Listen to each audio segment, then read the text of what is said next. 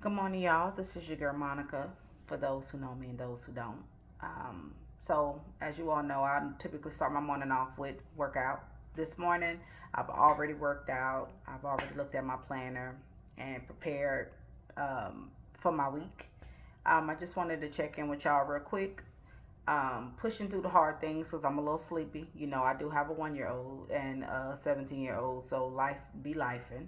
But I wanted to check in with y'all this morning to speak to the people who want to be financially free but may not necessarily know what their financial free number is. And when I'm referring to your financial free number, I'm referring to the number after you pay your expenses. So that's food, rent, gas, credit cards, daycare, or any type of money that's coming out of the account that is gone. It doesn't come back. Those expenses, also, if if you're traveling, if you're saving, if you're investing in anything, what is that number after you pay your expenses? What's left over? What's your net amount that's left over? So, in theory, if you have $3,000 worth of expenses, you have what's left over after you pay your bills, $4,000. Then collectively, you have the three plus the one, 1,000 left over. That's $4,000. And if you want a buffer or cushion, maybe your financial number is $5,000 a month. This is my number that I need to sustain and do all the things that I need to do, and then still have money to invest, still have money to travel, still have money to save for my emergency fund. What is that number for you? And I just wanted to let you know that you can't necessarily be financially free until you actually write it down and know what that number is. So, knowing your number is important because it gives you something to work towards. Looking at something from a larger perspective, it makes it a daunting task, right? But if you break it down into smaller pieces, it makes it more palatable. It makes it more reachable. It makes it more obtainable. So little steps or little goals to achieve to get to the next level of the thing that you're trying to get to. So if you want to work towards, making more money, this is what you make now comparing it to if I made an extra $10,000. That's what that would look like. That's how much extra I would have after I pay taxes, after I pay my expenses and my medical insurance and so forth. So if that's something that you're wanting to do, you need to write it down. You need to know what these expenses are. Start opening up some of that mail you'll be throwing in the drawer. Okay, you got the junk drawer with the mail in. I got one too, but I do look at my mail, and a lot of my stuff is on electronically. So I'll go online and know what I got to do. A lot of y'all don't know what the number is. The mail that you need to be looking at is in the drawer. Yes, it is a daunting task, but you got to face it. Remember, we are facing things in this season, 2025 and forward. So open that mail up. Yeah, you might owe the IRS. Come on, it's okay. Open it up, see what you owe. Call them people and see what can you do. Go ahead and set that payment plan up or whatever it is you got to do. You owe student loans, me too. That's okay. What I owe, all right, let's work towards getting this taken care of. And so facing those things that it seems a daunting task because we keep letting things pile up. We keep letting things pile up. And at some point in time, we got to face those things. We got to write it down, get the real reality. I'm, I have 3,000 net income, and after I pay all my stuff, I'm spending more than I'm bringing in. Okay, if that's you, look at your list. This is what's coming out for this check. This is all the things that's coming out for this check. What I have left is not enough. What is on this list that I can do without? What I need, what I don't need. If it's things that you don't need, scale back. Not to say just, completely deprive yourself of all the things, but if you're trying to get to the next level, there's going to be some sacrifices that you got to make. So you decide what's necessary, in order for you to live, and things that are wants and not needs, and then work off of that.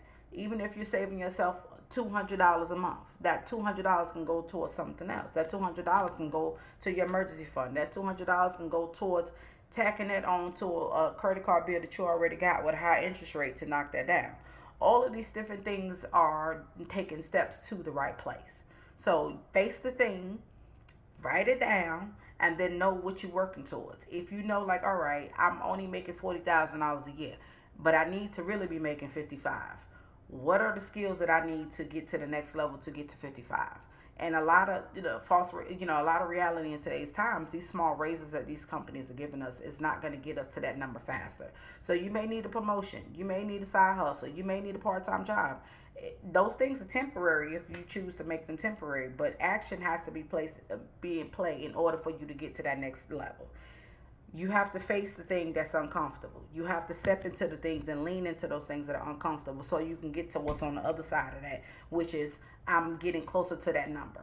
Or I'm able to save more now, or I'm able to invest more money now, or I'm able to be more organized with my finances. I know what's coming in, I know what's going on, I know what I got to get paid, and I'm not just out here winking it. And then after you establish what those expenses are, this is what I'm paying with this check, this is what I'm paying with that check. And then after that, then you know what you got left over collectively for the month. All right, are you going to invest? Are you going to put some of this money in a high yield savings? Are you going to uh, build up your emergency fund account, because we do need a little something to the side in the event something happen. So what are you doing in those places to prepare yourself for those times? And then that's how you get to start working towards getting to that next place. You can't continue to do the things that you've always done and expecting things to change in your life. You have to do things that you've never done in order to get things that you've never had, experiences, things you've never experienced. So you got to get out of that comfort zone of wanting things to be easy and then wanting to blindly go out here and do stuff and say you want the thing, but you ain't really out here trying to do nothing. You ain't really out here making no noise. You can talk about all the different things, but you're not talking about things that's actually going to make your life better. Or you surrounding yourself with people who don't add no value to your life. You always on the phone with people who always need something and they ain't never calling you like, hey, you need something? Or I just learned this. Check this out. What are you surrounding yourself with? What are you feeding yourself? What good habits are you creating for yourself? We got to hold ourselves accountable, because keep in mind, whether or not we realize it or not, our kids is watching, our nieces and nephews are watching, our little cousins is watching, and we got to be the example and set the tone for these kids and set the standard for these kids out here. So what are you doing to get to the next level? Get you a planner. Get you, even if it's a pen and piece of paper, honey, write on the back of a piece of mail if you need to, okay? Write them expenses down. Write what your gross income is, after what your check look like before all the things come out of it. All right, and now what is that number after everything come out?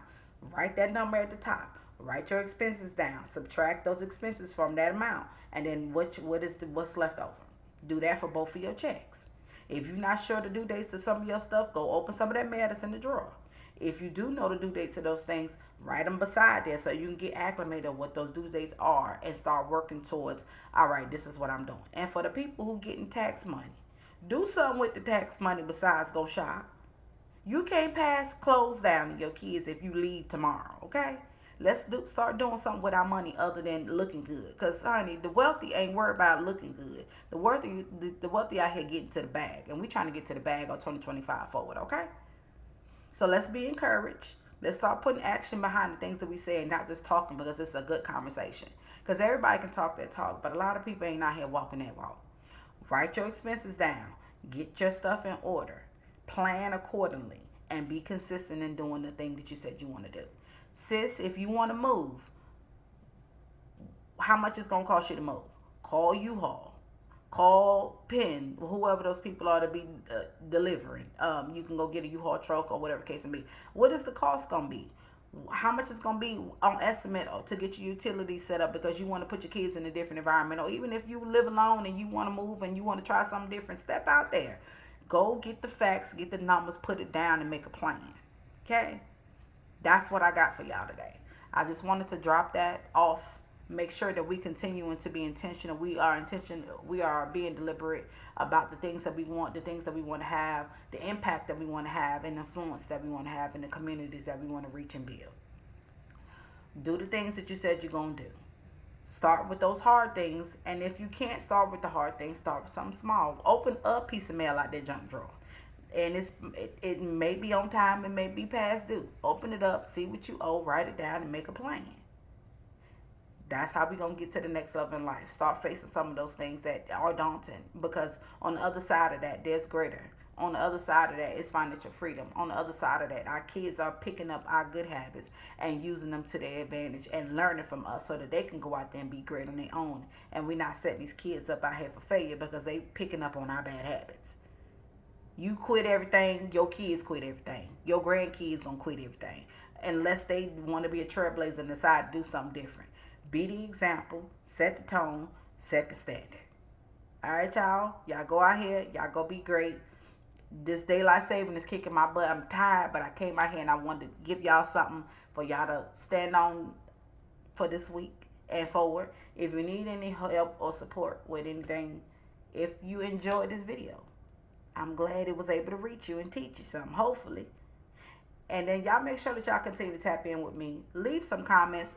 Drop some information down there if you want me to talk about certain things in regards to getting more organized, planning your finances a little better, and just talking about building the community, holding each other accountable, and trying to be better than we were last year, because we trying to accomplish goals, dreams, and aspirations 2025 and forward, and we not on nothing that ain't about progression and growing and glowing up. Okay, y'all go be great. Have a good one, y'all. Peace.